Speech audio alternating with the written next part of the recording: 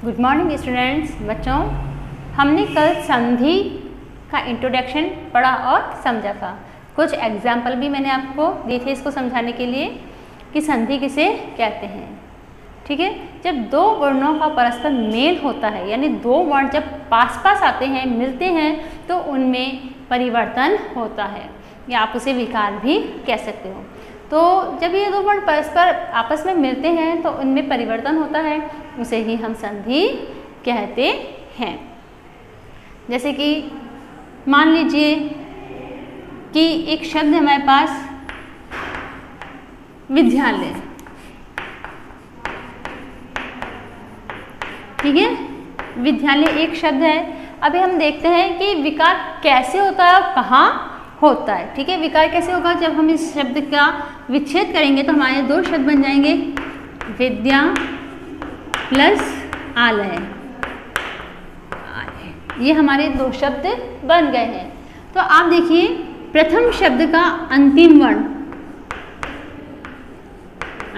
क्या है इसका, आ, और दूसरे शब्द का प्रथम वर्ण क्या है, आ।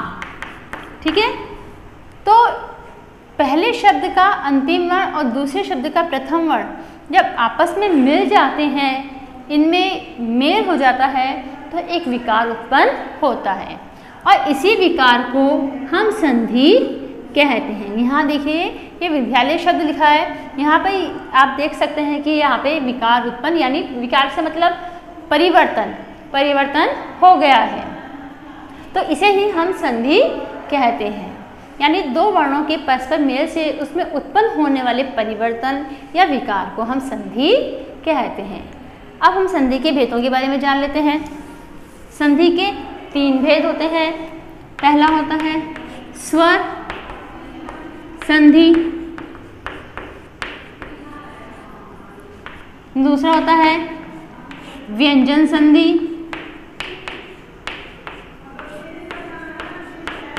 और संधि का तीसरा भेद होता है विसर्ग संधि। विसर्ग संधि, ये संधि के तीन भेद होते हैं, स्वर संधि, व्यंजन संधि और विसर्ग संधि। ये संधि के तीन भेद हम विस्तार से पढ़ेंगे। सबसे पहले हम पढ़ेंगे स्वर संधि। ठीक है, स्वर संधि की आप डेफिनेशन समझ लीजिए। ठीक है, स्वर संधि किसे कहते हैं। स्वर आप सभी को पता है, अ से लेकर जो अह तक, कहने में तो हम अह तक कहते हैं, अ से लेकर अह तक के जो वर्ण होते हैं स्वर होते हैं, परंतु आप सभी को पता है कि अंग और जो अह होते हैं वो स्वर नहीं होते हैं, अव्यववाह होते हैं। इसलिए अ से लेकर अ तक के जो वर्ण होते हैं वो सब किस में आते हैं, स्वर संधि में आते हैं।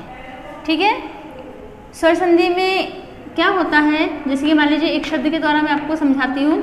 हिमालय एक शब्द है, जब हम इसका विच्छेद करेंगे तो पहला शब्द हिम बनेगा और दूसरा शब्द इसका आलय बनेगा। ठीक है, तो आप देखेंगे कि पहले शब्द का अंतिम वर्ण अ है और दूसरे शब्द का प्रथम वर्ण आ है।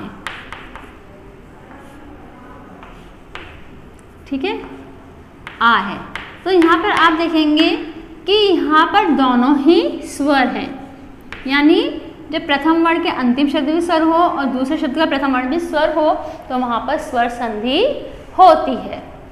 अब हम स्वर संधि के भेदों के बारे में जानेंगे। स्वर संधि के 5 भेद होते हैं।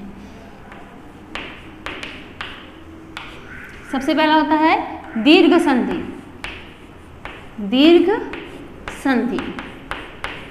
दीर्घ का अर्थ बड़ा भी होता है ना। और उसके बाद हम पढ़ेंगे दीर्घ संधि, गुण संधि।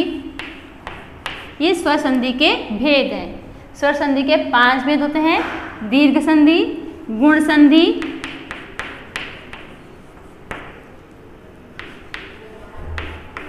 वृद्धि संधि,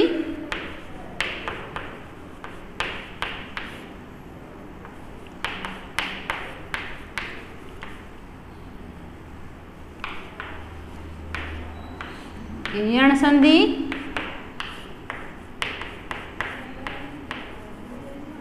और अयादि संधि।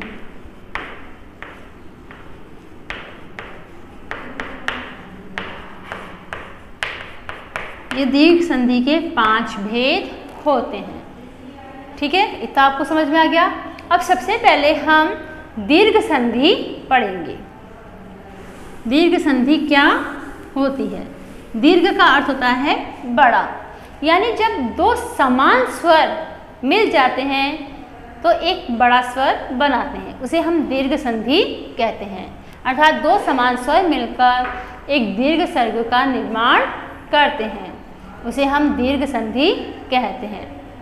ठीक है, जैसे कि अब अ और आ मिलकर भी क्या बनता है? दो समान स्वर हैं। ठीक है, अब दो समान स्वर मिलकर क्या बना देंगे? एक दीर्घ स्वर बनाएंगे।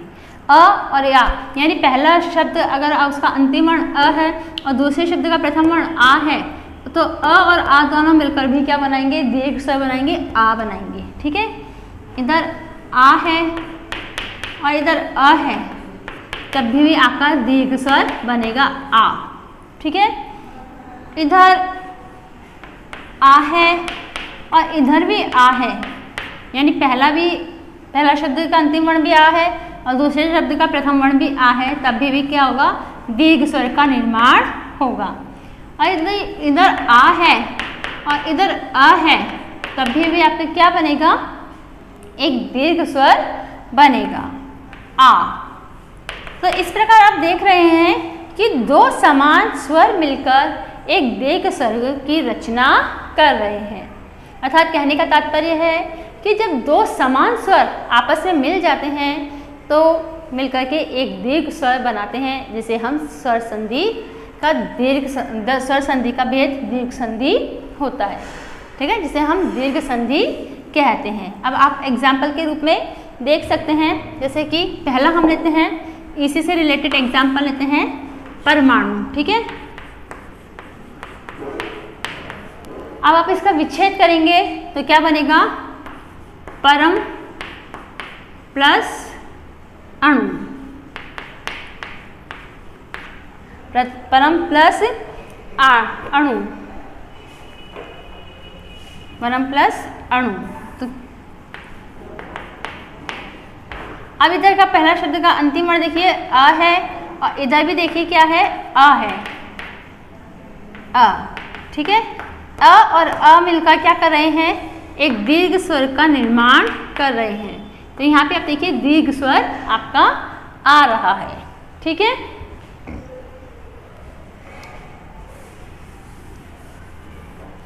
दूसरा एग्जाम्पल और देख लीजिए, एक और, परमात्मा। ठीक है, अब आप इसका विच्छेद करेंगे तो क्या बनेगा?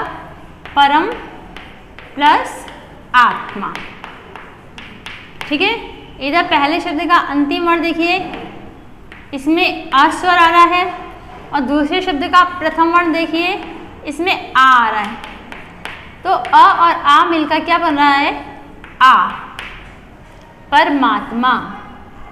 ठीक है, एक एग्जाम्पल और देख लीजिए, विद्यालय ले लेते हैं, विद्यालय। अब आप इसका विच्छेद कीजिए, विद्या प्लस आलय। इधर आप देखिए पहले शब्द का अंतिम वर्ण या आ स्वर आ रहा है, दूसरे शब्द का प्रथम वर्ण आ, इधर भी आ रहा है, तो दोनों समान स्वर मिलकर भी क्या बन रहे हैं? दीर्घ स्वर बन रहे हैं। तो दीर्घ स्वर आपको समझ में आ गया होगा। अ और आ यानी दो समान स्वर मिलकर दीर्घ स्वर का निर्माण करते हैं, वहां पर कौन सी संधि होती है? दीर्घ संधि होती है। इसी प्रकार यही क्रम हमारा अब ई में देखिए, ये ई और ई मिलकर बनते हैं बड़ा ई, क्योंकि दोनों क्या है? समान। ठीक है,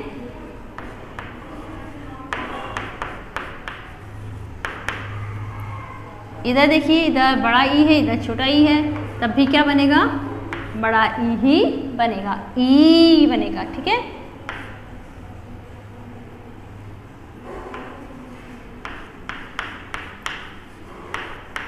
इधर भी क्या बनेगा, ई ही बनेगा। ठीक है,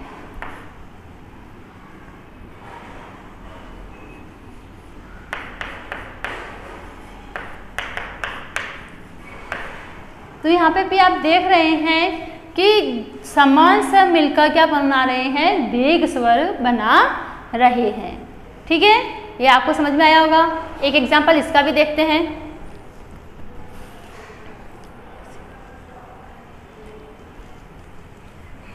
रविंद्र, एक शब्द लीजिए रविंद्र। ठीक है, अब आप इसका विच्छेद करेंगे तो क्या बनेगा, रवि प्लस इंद्र। क्या बनेगा, रवि प्लस इंद्र। यहाँ पे भी देखिए आप, प्रथम शब्द का अंतिम वर्ण में कौन सा स्वर आ रहा है, ई। ठीक है, और दूसरे शब्द के प्रथम वर्ण में भी कौन सा स्वर आ रहा है, ई। तो ये दोनों स्वर मिलकर क्या कर रहे हैं, एक दीर्घ स्वर का निर्माण कर रहे हैं। यहाँ आपको देखने के लिए मिल जाएगा, ये देखिए यहाँ पे दीर्घ स्वर की रचना हो रही है, रविंद्र। इसी प्रकार कविंद्र, मुनिंद्र, ये सब क्या है, ये सब स्वर संधि के एग्जाम्पल हैं। मुनिंद्र, ठीक है, मुनि प्लस इंद्र। इधर भी देखिए छोटा ई है, मुनि ई। ठीक है, ई स्वर आ रहा है। इधर भी आप देखिए प्रथम वर्ण में भी ई स्वर आ रहा है। ई और ई मिलकर क्या बना रहे हैं, दीर्घ स्वर बना रहे हैं। तो यहाँ आपको ये देखने को मिल जाएगा एग्जाम्पल। ओके, अब हम देखेंगे, ये आपने ई का देखा, इसी प्रकार ऊ और ऊ मिलकर बड़े ऊ का निर्माण करते हैं, दीर्घ स्वर बनाते हैं। ऊ मिलकर भी दीर्घ स्वर का निर्माण कर रहे हैं।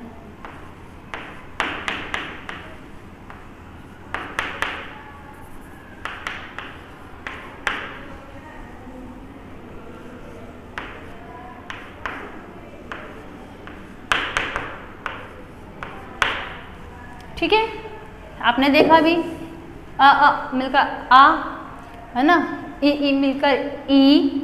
इसी प्रकार ओ मिलकर ऊ, यानी बड़े ऊ का निर्माण कर रहे हैं। यानी दो समान स्वर मिलकर इधर भी क्या कर रहे हैं, एक दीर्घ स्वर बना रहे हैं। एग्जाम्पल देख लीजिए, जैसे वधुत्सव। ठीक है, अब हम इसको विच्छेद करेंगे तो हमारा क्या बनेगा, वधु प्लस उत्सव। हमारा ये दो शब्द बनेंगे। अब पहले शब्द का अंतिम वर्ण में कौन सा स्वर आ रहा है, ऊ। ठीक है, और दूसरे शब्द के प्रथम वर्ण में कौन सा स्वर आ रहा है, ऊ। तो दो समान स्वर मिलकर क्या कर रहे हैं, एक दीर्घ स्वर की रचना कर रहे हैं। यहाँ पे आप देख सकते हैं इसको, वधुत्सव। ठीक है, इसी प्रकार लघुर्मी, लघु प्लस उर्मी, लघुर्मी, ये हमारा क्या है, दीर्घ स्वर है। तो आज हमने दीर्घ संधि पढ़ी है और समझी है। आगे मैं इसलिए नहीं इसको कंटिन्यू कर रही हूँ क्योंकि आपको ये अच्छे से समझ में आने के बाद ही दूसरी अच्छे से समझ में आ पाएगी, और वो अभी मैं एक्सप्लेन कर दूँगी तो आप कंफ्यूज हो सकते हैं। कल हम इसको आगे कंटिन्यू करेंगे और नेक्स्ट हम गुण संधि पढ़ेंगे। ओके।